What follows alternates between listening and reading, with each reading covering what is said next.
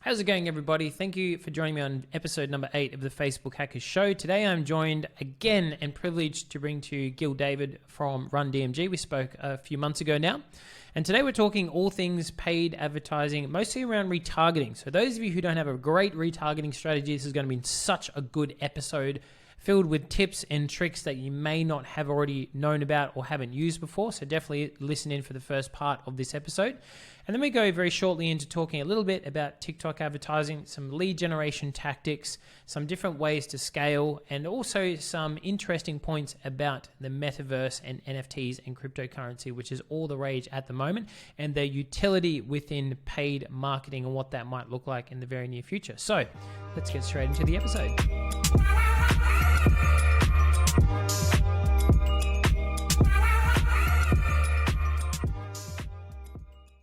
Thanks for joining me again, man. I really appreciate it.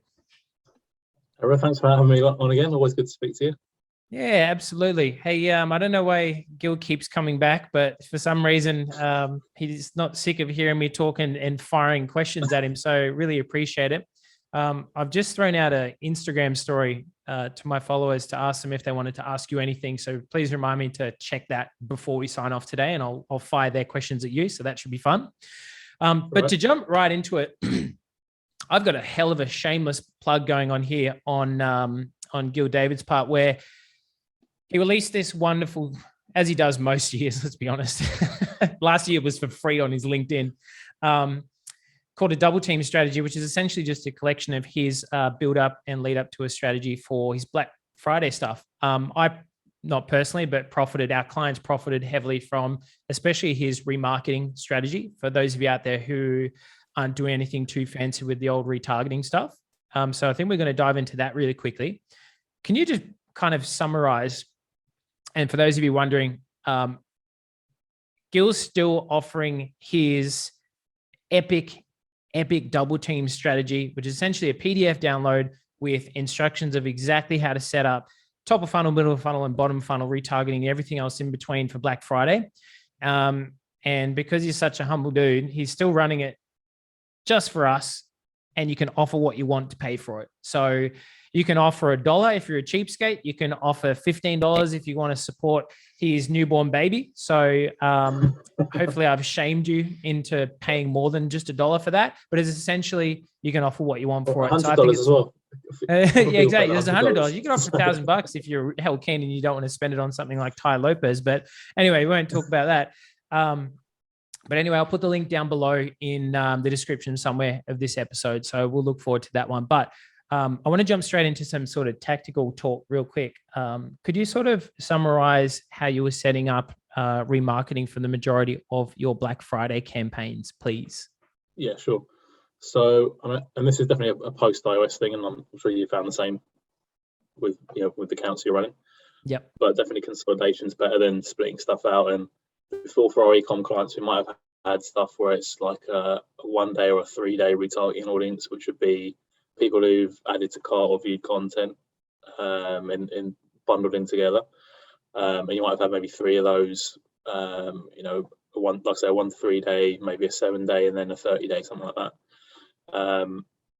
Now, I mean, what we've got for smaller clients, again, the spend is, unfortunately, I think there's a bigger gap now in terms of spend between the performance you get if you're spending under about 10K a month and if you're over that mark, just because Facebook gets less data and there's less for it to optimize off.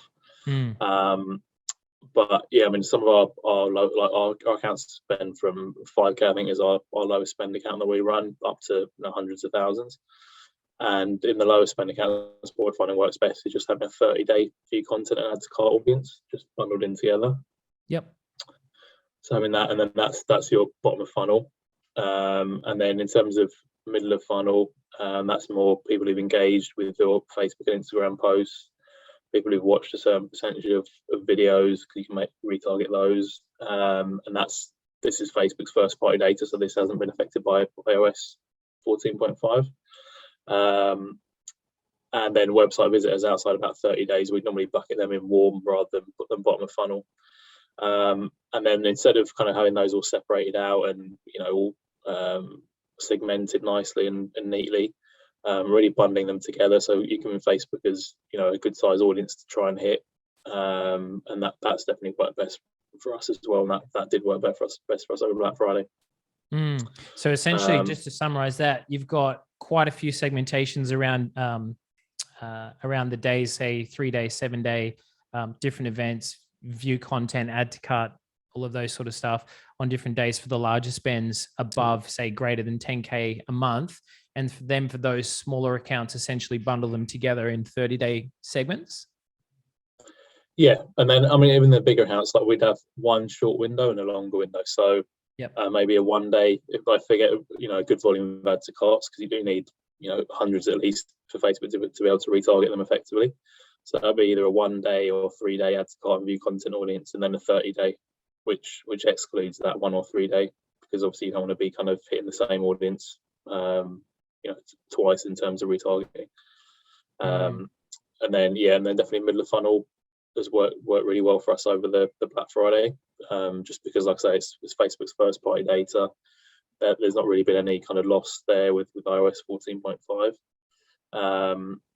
And then again, for smaller clients, you know, if they, you know, they haven't got enough add to carts to retarget people effectively, then even adding in an audience of 7-day engagers or 7-day, you can target people who've clicked on any call to action button as well. So specifically those kind of people in the 7-day window, that worked well for us with smaller clients too. That's a really good point. Retargeting video views. I know it sounds really obvious, but for anyone out there who's just thinking retargeting is website visitors and some of those higher tier events, like retargeting video views, even if it's just a small slideshow of 5 seconds, 10, 15, whatever it is, really good point, because it is first party data, isn't going to be influenced or negatively influenced by iOS 14 as well. So that's really good point. That makes a lot of sense, because a lot of our, if not at least 50, maybe 60% of the sales we generated just for the 3 accounts we took through Black Friday, retargeting lead form opens, because that's where we did the predominantly a lot of our list building in anticipation of Black Fridays. Yeah. So submissions of lead forms, opening forms as well, and bundling that just with, you know, from Klaviyo, if we've had some of the email lists built in there as well, worked exceptionally well and did all of the heavy lifting. So that was excellent. And that makes a lot of sense why that middle of funnel retargeting video views works exceptionally well as well. One thing that was different this year, and people found it, I don't know if you found it, keeping your kind of regular campaigns running as well, as long as they make sense. Probably some people will think, oh, I should turn those all off and just be running Black Friday ads. But if you do that, then as soon as Black Friday ends, you're kind of a bit screwed, because then you're starting from scratch. You have to set everything up again. It's lost learning and optimization. So even if you have to dial spend down a bit, in all our accounts, we kept kind of the regular business as usual stuff running. And some of that actually did better than some of the Black Friday ads. Really, I'm still not 100% sure exactly why, or if it's just because Facebook had more data on those ads and knew more about the audience with those. But yeah, some of those ads were doing better, the regular ads, than ads that said Black Friday 30% off or whatever it was. Yeah, that makes sense. Yeah, that makes a lot of sense. It's kind of like, well, if it's working and you're coming into sale period, why would you switch it off? Because now you're kind of chasing your tail when sale period ends. Yeah, and I think the key point was that was with clients where they had a site-wide sale. So, you know, as soon as someone hits the website, even from an ordinary ad, they see banners for Black Friday, and that was really important as well, making it obvious on the website. Yeah. Because quite early on, there was a couple of clients and they'd launched a sale, and I went on the website and I was like, you know, you wouldn't know there's a sale going on. So we got them to put, you know, really obvious banners on, sticky bars, and having reminders on the product page and stuff like that. So, you know, people knew there was a sale, and the conversion rate obviously went through the roof. Yeah, that's excellent. That's a really good tip. Basically, sale periods, doesn't matter what it is, leave your evergreen top of funnel stuff running if it makes sense and it's profitable, obviously. It's funny. I was just having a little giggle to myself. The amount of Black Friday sales I saw, at least here in Australia, where they were going to its own kind of standalone landing page or product page on the website.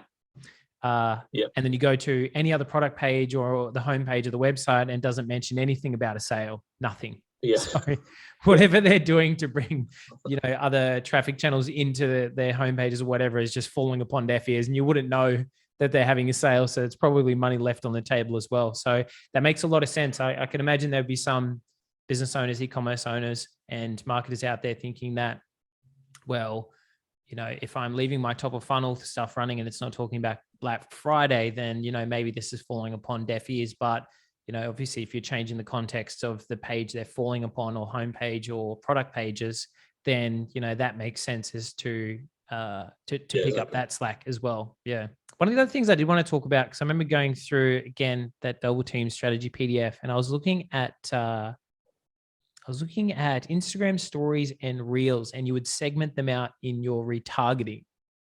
Mm-hmm. Is that roughly what it was? Into their own Yeah. ad sets? Yeah, because you know, it's stories and reels as well. You really want stuff that's just vertical creative. You don't want to be showing people. Because basically, I played around a lot with making little animations and moving text about and doing random things with stuff that you give it if it's just a square image. But yeah, we just find, and also a lot of our clients aren't happy if they see an ad in the stories that is square and has random kind of text on it. Yeah. So we find the best thing for stories is to get story specific creative. Ideally video, because statics, they can work, but video definitely works better there.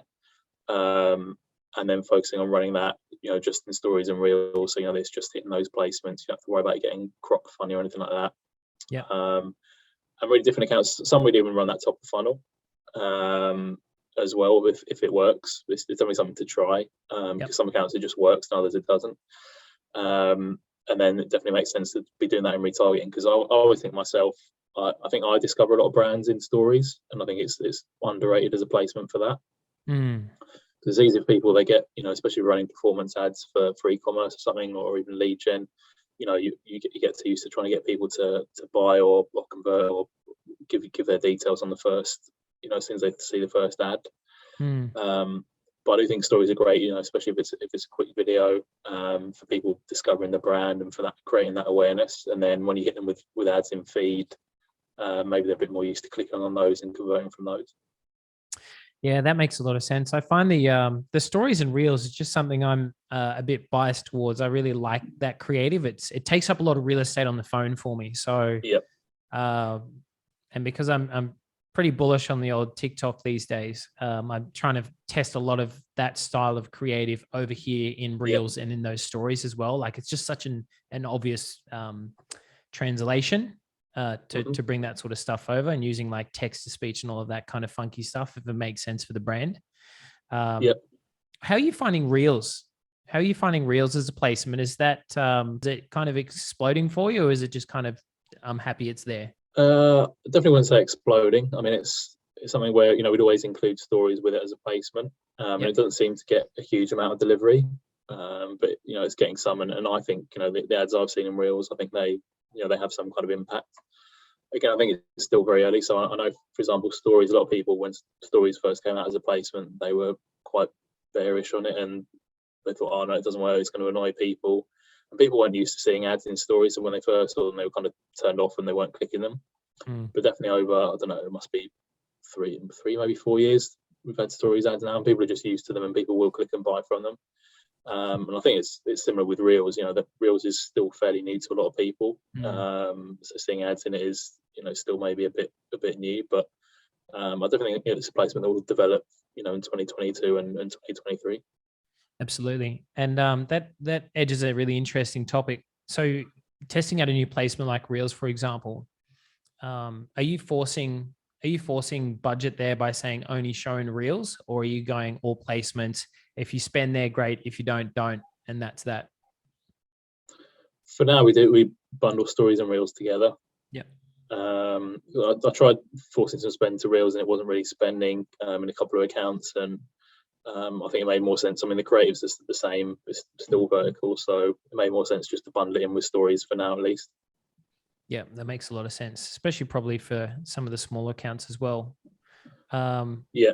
iOS 14. So I feel a bit happier about talking about iOS 14 this time around. I don't know why. It just feels like we've gotten some form of mitigation of all of it for the most part. Which is great, because we've got some guidance. Pretty straightforward question. Since when we last spoke, we're talking about potential impacts of iOS 14. now towards the end of the year and 4 days away from Christmas. Well, 5 days for you. And what have you noticed, absolute changes that you noticed to the platform, and what have you done about those changes? We're still to see it, obviously, but I had a theory that Black Friday would help Facebook in a lot of ways, because it would have so many conversions, especially from e-commerce brands, and that huge kind of wall of data would really help it start to optimize better. But we'll only see that over the next few weeks. But in terms of measurement, I actually saw there seemed to be an assumption that the data quality in Facebook would get better rather than worse over kind of heading into Q4. And I was actually looking at it for a couple of clients, and it was actually slightly worse, if anything. So Facebook themselves said that there was about, I think they said, an average 15% data loss. So whatever you were seeing before, you'd now see 15% less in Facebook, but theoretically you're still getting the same end results. From our accounts, we looked at them all quite carefully in the summer, and it was more like 20% up to even 50% of data being lost. So, and that made it very hard, especially, and one of the other main things that was really hard for us, and especially around Black Friday, was with juggling sales, was the data lags, because anywhere from 24 to 72 hours now, Apple delays the conversion data that it's sending to Facebook. So, you see pretty well as accurate as possible data on the first day of the sale, but then after that, you can be looking at Ads Manager and it looks great because it's got a ton of delayed conversions coming in from 1 day, 2 day, 3 days ago even. Yeah.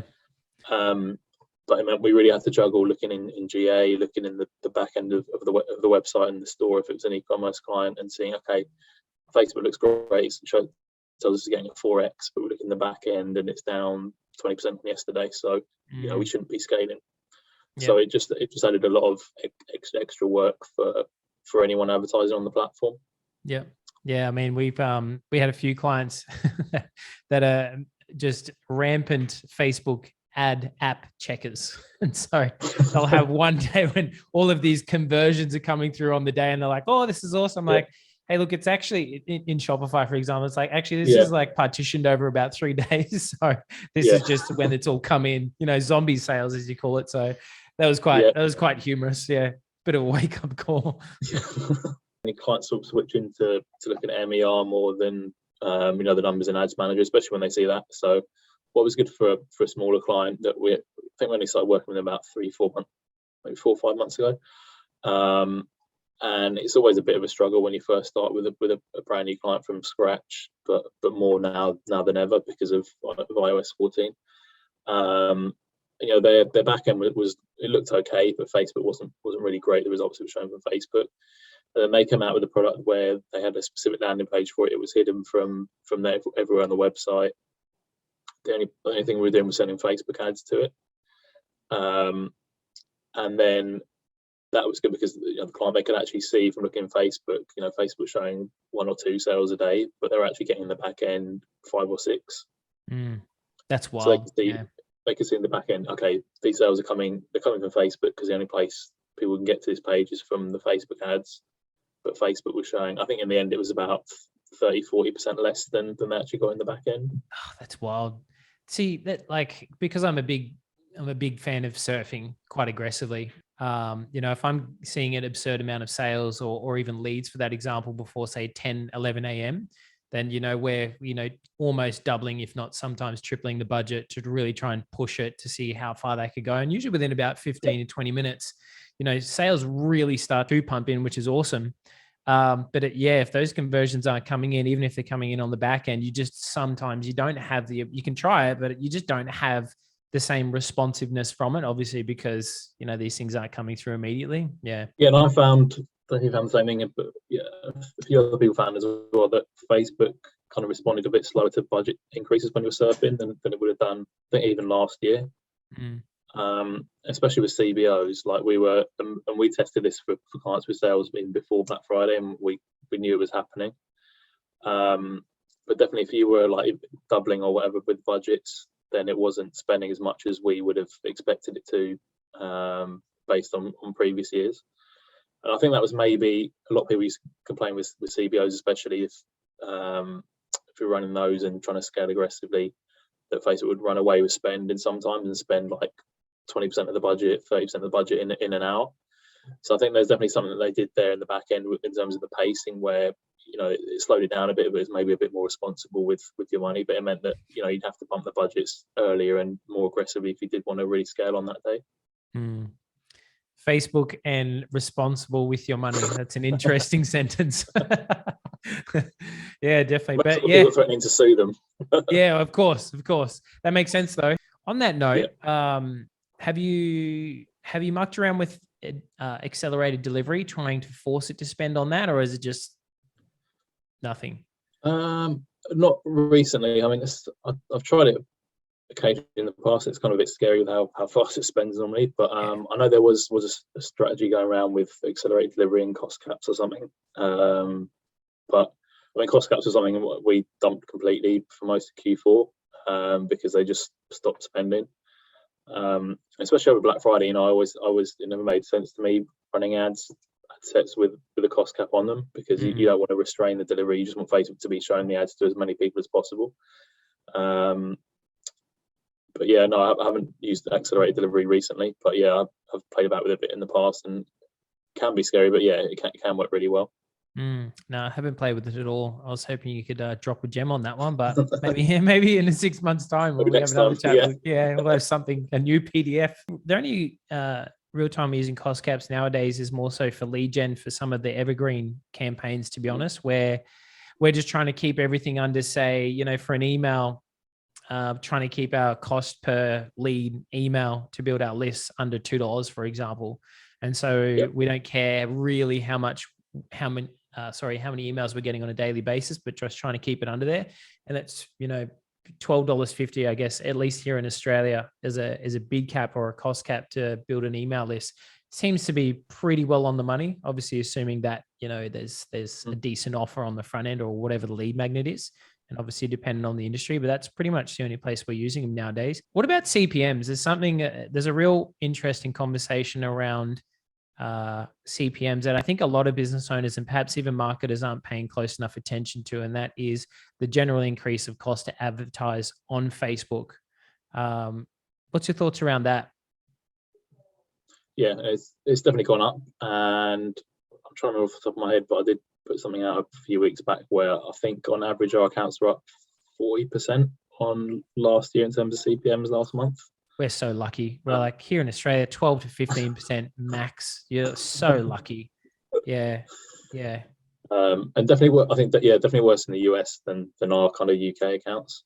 And part of that was because last year was an anomaly for most advertising on Facebook, and CPMs were lower most of the year than they had been for 2 years. But yeah, it's something that always goes up, every year, 10 to 20%. And it's unfortunately something else that is squeezing smaller advertisers more than bigger ones. And something I've also seen, and it's probably to do with last shipping dates and stuff like that. And again, other things because of last year, because of how e-commerce boomed, then so many bigger brands are, on the platform more and spending more, which as well helps to inflate things. But yeah, we noticed CPMs, they started coming down early December and they started rising over, I think, the last 7 days, which I guess makes sense because, a lot of bigger brands would be dumping money in before the last shipping dates. But then, yeah, I mean, they should come down in Q1 and things should stabilize a little bit. But yeah, it's something that the cost to advertise is always increasing. And it's just a kind of a factor of life that you have to deal with. And the best way to try and mitigate is, I think there's two main ways you can try and help with that. One is just trying to get the best creative you can that converts, and the other one is just always trying to be working on conversion rate of landing pages and the website, because that will have the most impact on all your traffic. If your CPM goes up 20%, you can get your website converting 20% better. That will have a lot more impact, and you'll be able to deal with it a lot easier than if you just kind of carried on as normal. Less risky too.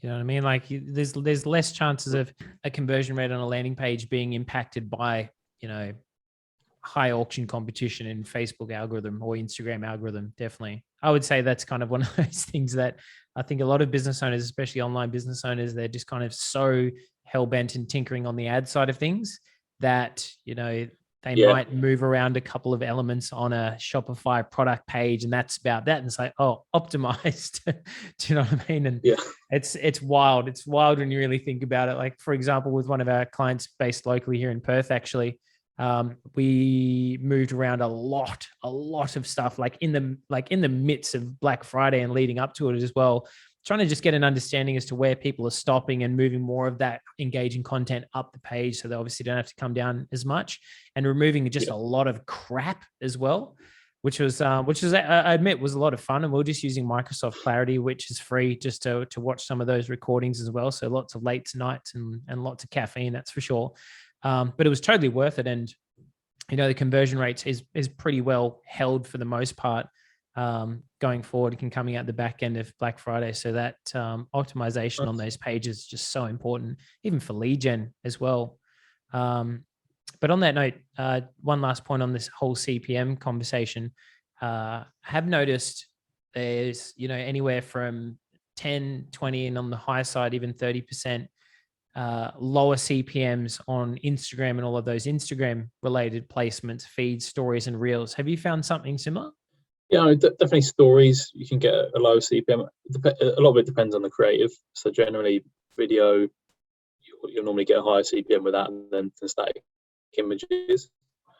And it's fairly client specific as well. Some of our clients' Instagram would actually be more expensive in terms of CPM.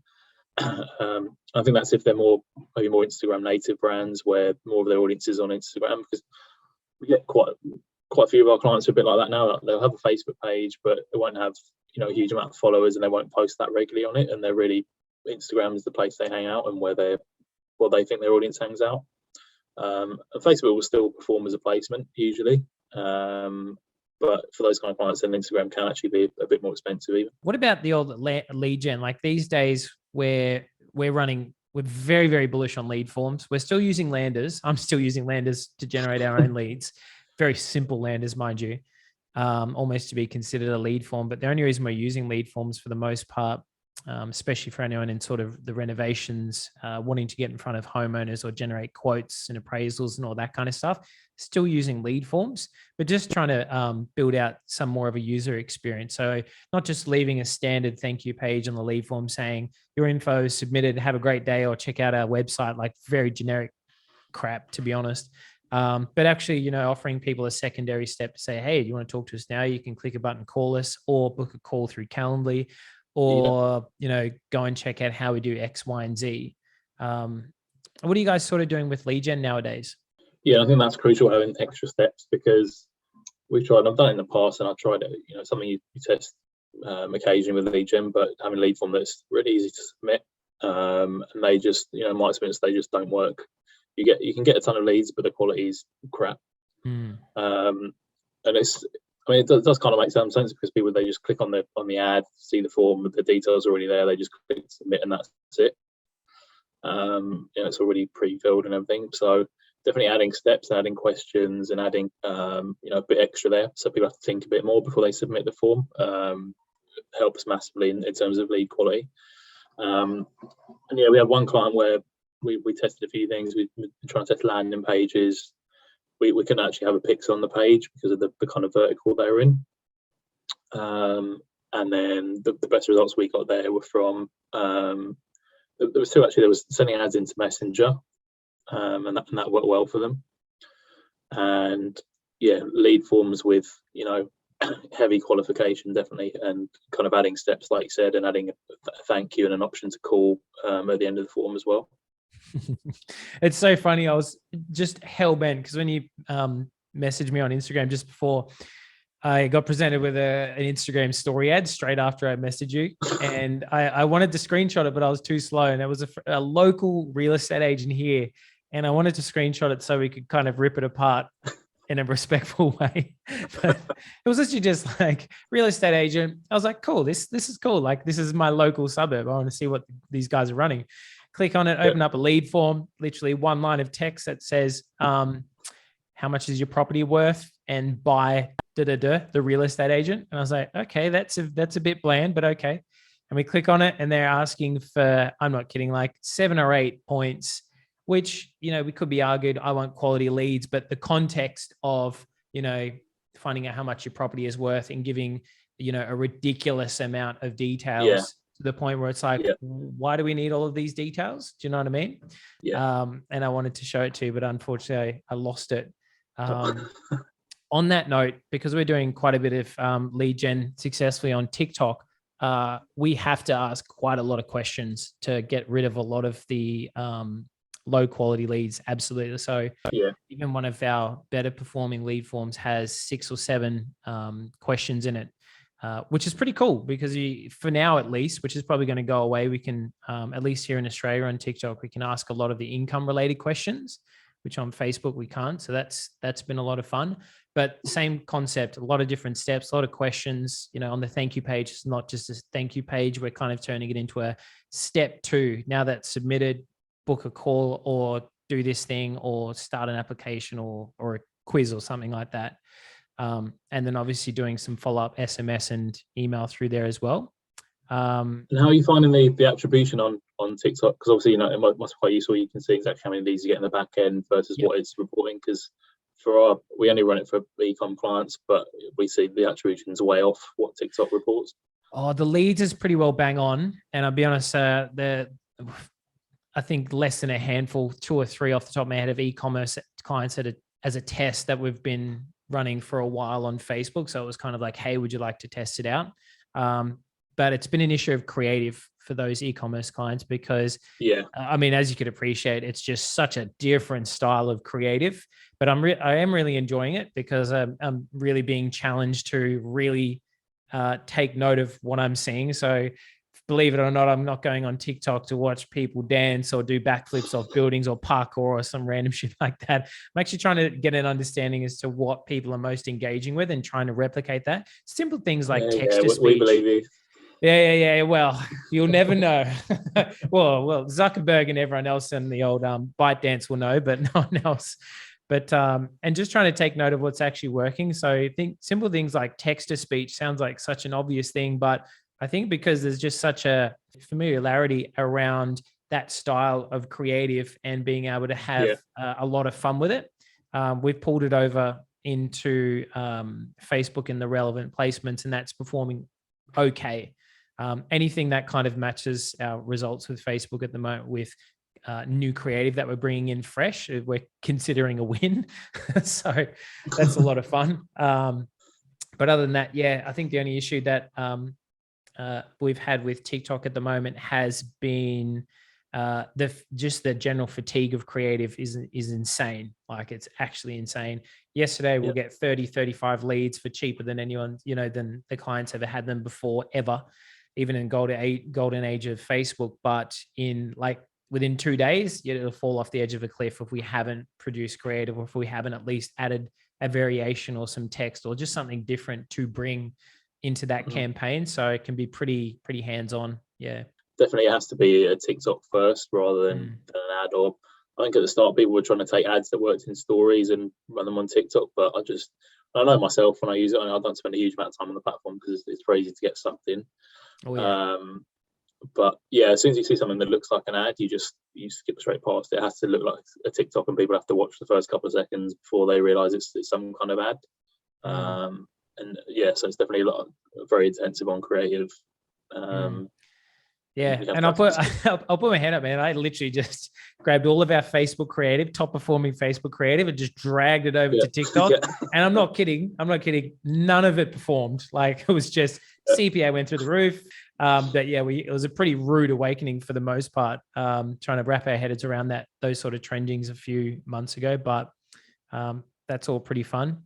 So what's the general feel about Facebook at the moment for yourself? Like, so sort of future pacing, where do you feel Facebook paid marketing and Instagram paid marketing is going to be in 5 years? In the metaverse, aren't we? We'll be in there by then. That's true. Yeah, we'll both own land in the metaverse, Yeah. and I'll rent your Yeah. billboard on your land, so I can put my ad to say Revs Consulting, and I'll pay $200 a week to have it there. Yeah, I've already been through it so many times, man. So seeing us, yeah. Yeah, exactly. Billboard marketing will be back in, and it'll be direct marketing. That'll be the day. I actually secretly can't So wait seeing for us, that. people see our avatars instead, and I won't Yep. look like I've only had 3 hours sleep till the babies are up. 100%. You just sit behind your little kiosk and flick them out a little metaverse pamphlet that they can click on and go to the website and book a call with Gil. Yeah, that's how I sort of imagine it. You know what?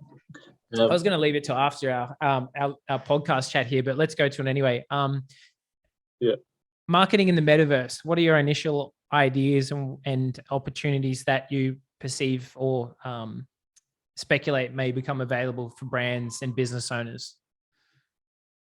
I think it's definitely still a few years off. Obviously, Facebook are going all in on it, so it's maybe going to happen a bit more accelerated than it would have done ordinarily. I've seen, don't like promoting them at all, but Apple are bringing out some kind of VR AR headset as well in the near future. But yeah, Facebook kind of going all in on it is going to definitely drive things forward and adoption forward. And I've got an Oculus and I haven't used it for a while, but it's very cool, some of the stuff you can do. We're having a chat in the office. I think when Facebook first renamed themselves, so we should probably start calling them the Meta. And one of my team was like, but what is it? I don't get it. What's so different about it to just standard VR? Which is a good question. That's probably what most people are wondering. I said the one things you can already do on the Oculus, which is really cool, is so you can actually you can sit pretty much courtside on your VR headset watching games live, which is very cool. And obviously it's not as advanced as it will be in a couple of years, but that's the kind of thing you do. You can be going to concerts and things like that. There'll probably be virtual bars and stuff. And some people it's a bit sad in a lot of ways, because there'll be some people who probably will just sit in their bedroom and live in the metaverse pretty much, which is kind of scary. And it's maybe what people envision the future being like in these films 10, 20 years ago, and Blade Runner and stuff like that.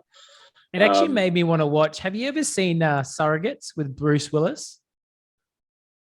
Oh yeah, it rings a bell. Yeah. I'm gonna rewatch that, because as soon as Facebook was like metaverse, I was like, everyone's like Ready Player One style. I'm like, nah, man, I'm getting Surrogates vibe. Like, you sit in a pod that has this like memory moon foam in it, and you just turn into a vegetable. But in your metaverse world, you're just like, you're the bee's knees. Do you know what I mean? You're King Dingling. It's so funny. Trying about in a metaverse Lambo. Yeah, 100%. Yeah, I really can't wait for it. I do get it. I get exactly where people are coming from. It would be sad, but in the grand scheme of things, I think just the general access, I really do see real utility for the metaverse. I think I was reading an article about someone or an organization developing embassies within the metaverse, because the queues and the wait times to get things approved to actually physically go into these embassies is ridiculous. And I was like, that makes sense, especially if it's built into a blockchain and it's more or less unhackable. It makes a lot of sense why it's just so much more convenient. Stuff like go and see a doctor, like probably not saying go and see a dentist, but go and have a consultation with a doctor, because they've been doing stuff on Zoom over COVID, so that's kind of a natural extension of that kind of thing as well. Yeah. I just got some interesting visuals on that one, going into get a checkup from the doctor. I was like, what's wrong? And it's like, check my avatar's back. Yeah, that'd be a funny one. What about crypto in general? Like, do you see, to tie this into paid marketing, do you see opportunities around cryptocurrency and being used in some paid ads format, or some utility there? I think Facebook been off their, is it Libra they were going to come out with? Yeah, I'm not too sure. I haven't actually been keeping up with it. I think they might have actually shelved it. But I did see you post about the. So you got yourself a couple of Adidas NFTs. Yeah, that was a good one. Yeah.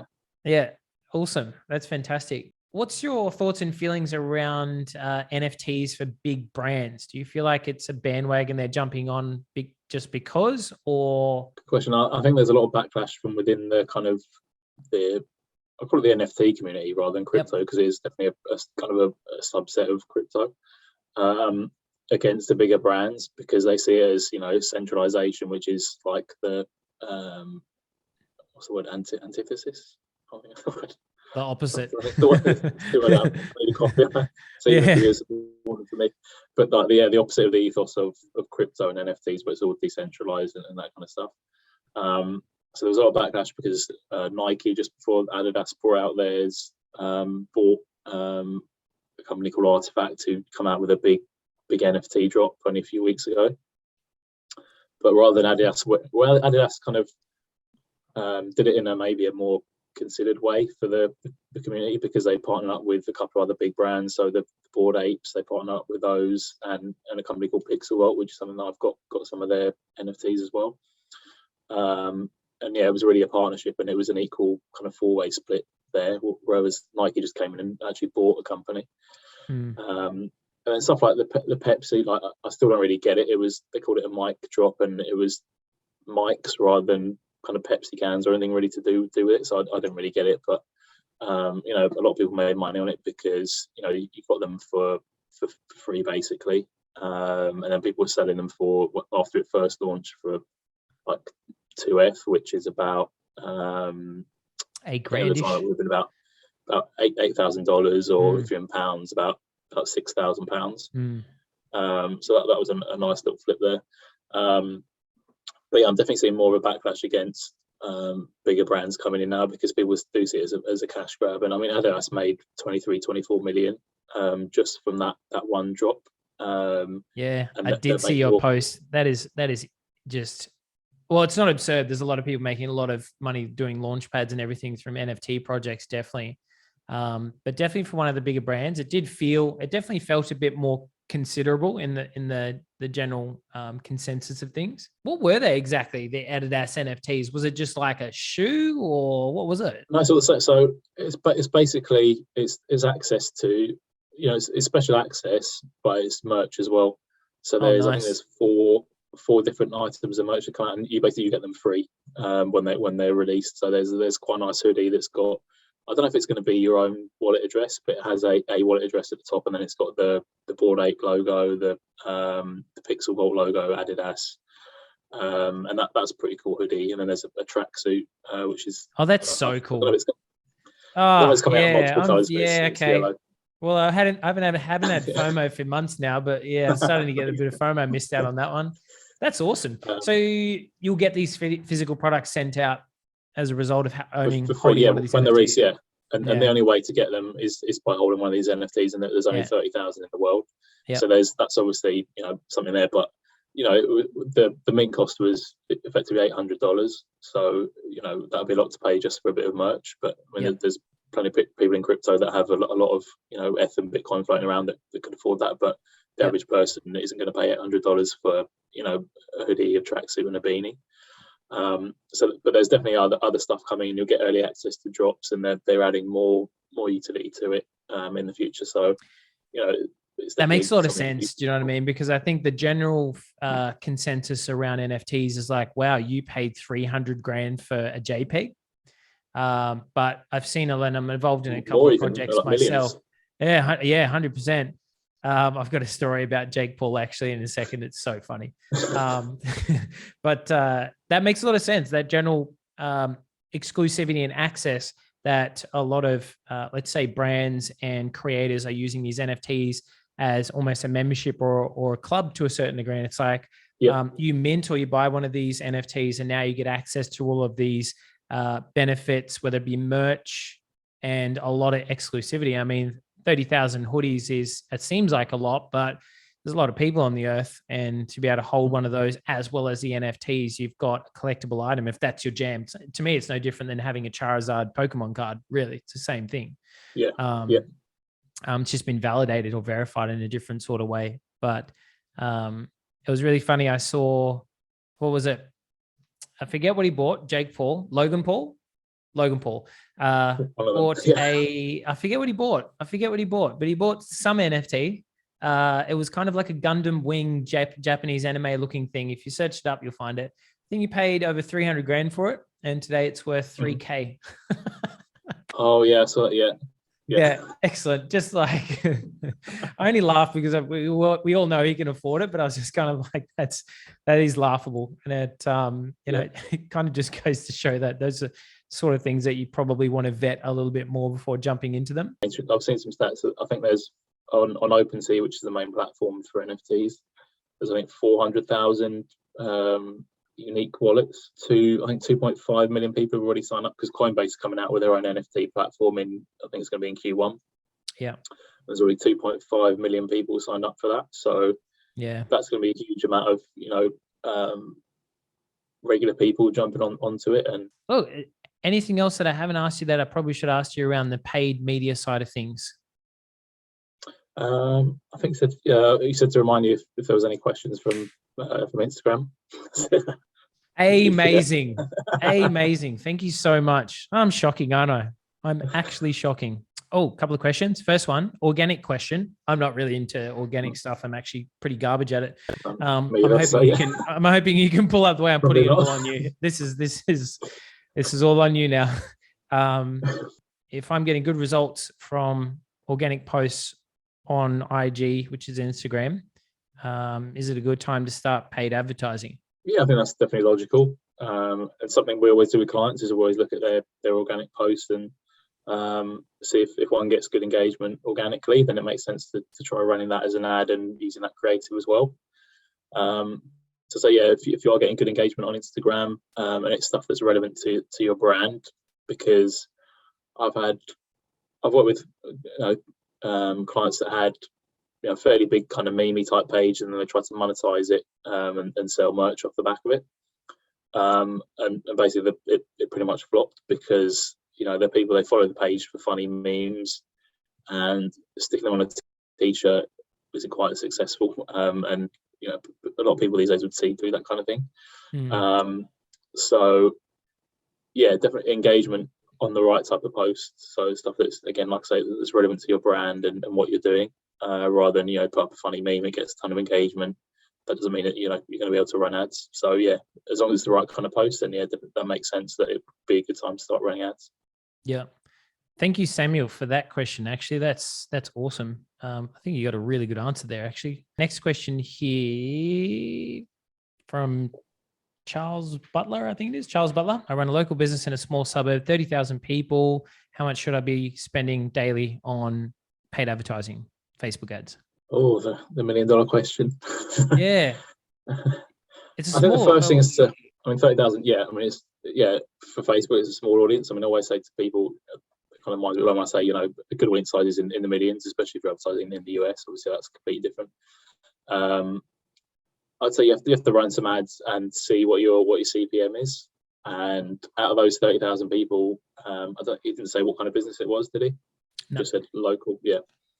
So how many of those people you think is in your audience? And then, when you've run a few ads and you see the CPM, say, okay, if the CPM is $10, and I think my audience is 5,000, then I'm going to need to be spending $50 to have that many impressions to theoretically hit those people. And you're not going to be able to hit them every single day, so you could spend a bit less than that. But that's where I'd kind of look at it and base it off this kind of CPM you're getting on the ads, and how many people you want to reach. But probably it's not going to be more than about $50 a day for that kind of small audience. Yep. Something that kind of range. Yeah, that makes sense. That's a good question as well. You know what, Charles, you might even be better off or better spent just doing a letterbox drop to 5,000 people and doing some split testing with different pamphlets. That's probably what I would do as well as run some campaigns around that one. That's a good one. Last one here, Emma Brooke. I've got a new e-commerce brand. We're spending about $15 a day in the fashion niche across Australia and New Zealand. Campaigns aren't working. What's the first thing you usually look at when the campaigns aren't working or you're not making sales from paid ads? Pretty broad question. So I'm glad Gil is going to answer that one for you. You don't want to chip in, Rev? No, not at all. Count me out. So the first thing I'd say is, and I touched on it earlier, but especially since iOS 14.5 is, $15 a day really isn't enough. And I know there's brands that maybe can't afford to spend much more than that, but you have to be. And if you can't, then I'd say save up, do other stuff for a few months, and save up until you can spend more. Because I say our minimum spend to work with us is $5K a month. So anything under that, I always advise clients to try and do it themselves. But what I'd look at is your average order value from the first place, and clients that are spending small amounts, I normally say to them, what's your average order value? If it's $50 or $100, then you should be able to justify spending at least that a day, I always think, and that makes sense, because if you're not spending that, you're not going to even come close to getting that back unless you're very lucky. And if you went back in time 5 years ago, then you could have done. So I always say, for most clients, I say, we should be spending roughly average order value per ad set, or as an absolute minimum, you should be spending your average order value per day if it's a small account and budget's tight, which I understand. Because at $15 a day, you're not giving Facebook anywhere near enough data to optimize. And if you get a sale that's $100, great, you got a 7x whatever it is for that day, but it's a completely false read. Facebook's not going to be able to optimize off that one sale. It's not learning who your customers are. So yeah, you definitely can't run conversion ads if that's really all you can afford. I'd say you want to run non-conversion objectives, or take a step back until you can afford to spend a bit more. And I generally say to clients, that should be probably, it means you should be spending at least $50 $50 to $100 a day before it's you're going to see any kind of results, and then you can once you start getting some money, and then you can scale up a bit. But yeah, it's impossible these days to get any kind of results if you're trying to run conversion ads at $15 a day. So that's the first thing I'd say, is you need to be spending a bit more, and then you'll give Facebook more data, and then you'll see quicker which ads are working, which images or videos or products are working best, and then you can go from there. Because yeah, $15 a day is going to take you a week, 10 days before you get any kind of read on anything back, which is just too long. Yeah, really good answer. If the expenditure isn't there, $10 to $15 really isn't enough to even reach enough people to have any sort of statistical significance around even sales volume, let alone with everything going on the back end with iOS 14 and things not showing up and things over-reporting and everything. Like, you're just not giving that algorithm enough to actually learn about that sort of stuff. So I totally agree with Gil on that one. But on that note, Matt, I'm going to let you get back to your family. 4 days away from Christmas. Thank you very much for your time, my friend. I know there's many, many things you could be doing as well. Yeah, you have a good Christmas. I'll talk to you soon. Good stuff. You too, Rev. Always a pleasure.